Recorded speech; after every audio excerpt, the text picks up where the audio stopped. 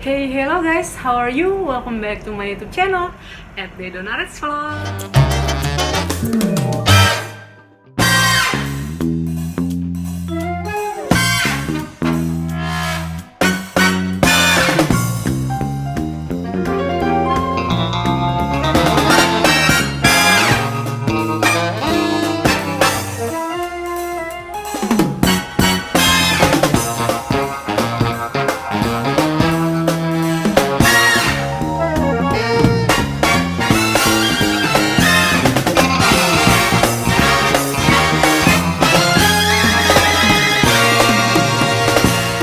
I hope you guys still stay healthy, still stay fit, still stay at home. Dengan demikian kita sudah membantu pemerintah untuk memutus rantai penyebaran virus COVID-19. Dan I wish while staying at home, don't forget to subscribe my YouTube channel The Donares Vlog. Dan jangan lupa klik tombol loncengnya juga, supaya setiap video yang aku upload ke YouTube channel aku ada notifikasinya di handphone kalian. Thank you. Hari ini aku akan share tentang INFJ dan tipe pasangan idaman. Check this out.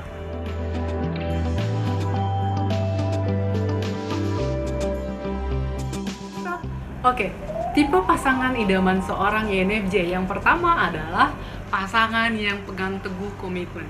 Komitmen. Sebenarnya ini nggak cuma seorang INFJ sih ya, semua orang itu kan suka orang yang berkomitmen. Mungkin ada beberapa orang yang suka tipe bad boy, tapi sebaliknya dengan seorang INFJ, karena seorang INFJ itu orangnya rada-rada serius, suka sesuatu yang serius, suka sesuatu yang dalam. Jadi INFJ itu sangat mengidam-idamkan seorang pasangan yang bisa memegang teguh komitmen, even di dalam suka duka, di tengah badai, gurun atau apapun itu, he will fight. Dia akan berjuang, dia akan memperjuangkan, dia akan memegang teguh komitmen itu, apapun alasannya dia akan terus memegang teguh komitmen itu. Itu yang paling disukain seorang INFJ. Tipe pasangan idaman seorang INFJ yang kedua adalah seorang yang penuh dengan perhatian. Karena pada dasarnya kan INFJ itu orangnya perhatian. INFJ itu kalau ada orang yang curhat, dia akan mendengarkan. Dia pendengar yang baik, dan dia bukan hanya sekedar mendengar, tapi dia akan berusaha memahami. INFJ itu orang yang sangat berempati. Once seseorang cerita dan bersedih dan menangis, INFJ bisa lebih bersedih dari orang yang sedang bercerita ini. Nah, dengan begitu, seorang INFJ juga mengharapkan standar yang sama dari pasangannya. Dia berharap pasangannya juga akan sama perhatiannya dengan dia, dan suka mendengarkan, menaruh minat untuk mendengarkan, dan punya perhatian penuh ke dianya. Next, tipe pasangan idaman seorang INFJ yang ketiga adalah INFJ itu merindukan pasangan yang punya emotional chemistry dengan dia, yang memiliki emotional intimacy. Artinya seorang INFJ itu bukan melihat pasangannya dari rupa, dari tampak luarnya, dari penampilan luarnya.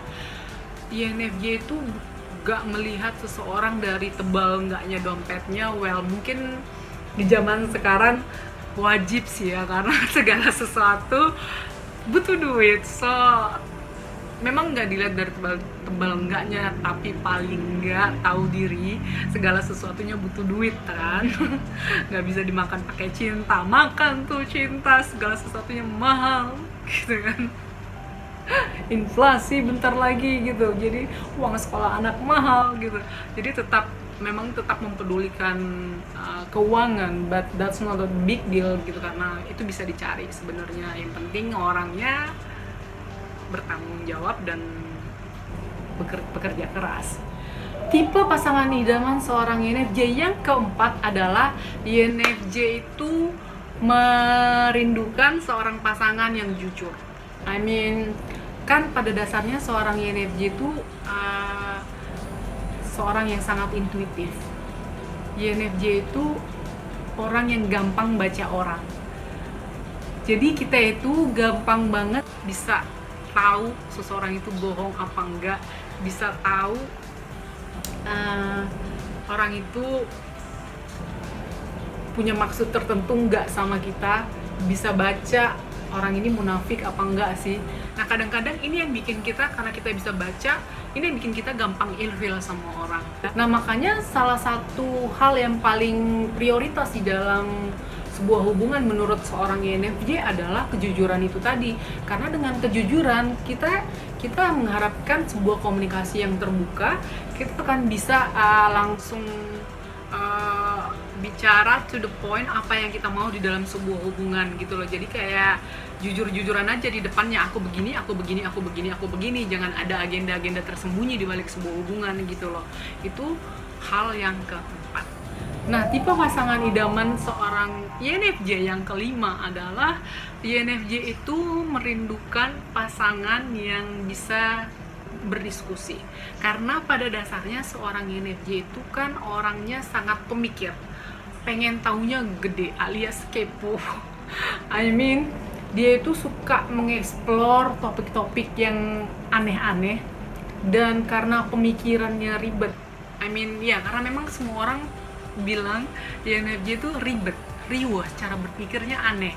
Yang menurut orang simple, menurut seorang INFJ itu nggak simple gitu loh. Nah, karena dia suka berpikir, bahkan cenderung overthinking, dia berharap pasangannya adalah seorang yang bisa menyeimbangi dia, yang bisa diajak menjadi teman diskusi yang asik, menjadi teman tukar pendapat, menjadi teman yang bisa ngasih masukan, ngasih input yang baik buat dia. Itu yang kelima. Tipe pasangan idaman seorang INFJ yang keenam adalah seorang yang nggak mau berhenti belajar, seorang yang mau mengejar mimpi dan tujuannya bersama-sama. Karena pada dasarnya seorang INFJ itu selalu mau memperbaiki diri sendiri. Dia suka mengembangkan diri, dia suka belajar, suka mengeksplor hal-hal baru yang dia belum tahu sama sekali. Nah, intinya dia merindukan pasangan yang nggak cepat puas dengan keadaan, pasangan yang mau terus belajar, pasangan yang mau meraih mimpi dan tujuannya bareng-bareng. Itu yang keenam.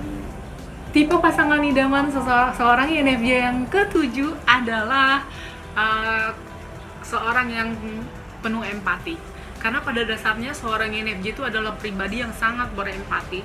Dia itu sangat memahami sesuatu dari perspektif orang lain, sangat berada di sepatu orang lain. Jadi dia bisa memahami orang lain saat bercerita. Intinya INFJ itu suka pasangan yang punya empati, yang nggak egois. Karena dia paling ilfil banget kalau orang yang udah egois gitu. Dan seorang yang nggak tergesa-gesa mengambil keputusan. Itu yang ketujuh. Nah, tipe pasangan idaman seorang INFJ yang kedelapan adalah seorang INFJ itu sangat menginginkan seseorang yang bisa berkomunikasi secara terbuka. Karena pada dasarnya seorang INFJ itu kan susah mengungkapin rasa, susah mengungkapkan emosi. Nah, makanya itu dia membutuhkan pasangan yang bisa berkomunikasi secara terbuka, yang bisa mengeluarkan sisi cerewet seorang INFJ, supaya INFJ itu nggak melulu diem, supaya INFJ itu bisa belajar mengungkapkan rasa, bisa mengungkapkan perasaannya, bisa mengungkapkan emosinya, dan bisa mengeluarkan segala kelebihan dan kekurangan dari sebuah hubungan itu. Itu aja, semoga video ini membantu. I hope this video, dengan video ini kita bisa jadi mengenalin diri kita sendiri lebih baik sebagai seorang INFJ, dan I wish orang lain yang berkepribadian berbeda dari kita bisa mengenali pribadi kita yang 8 ini, dan dengan demikian kita bisa mencintai diri kita sendiri. Dengan mengenali diri kita sendiri lebih baik, kita bisa mencintai diri kita lebih baik juga. Dengan mencintai diri kita lebih baik lagi, kita lebih bisa mencintai orang lain dengan apa adanya, bisa menerima orang lain dengan apa adanya mereka. So, I hope this video will bless you guys. Stay blessed, be blessed, and God bless you.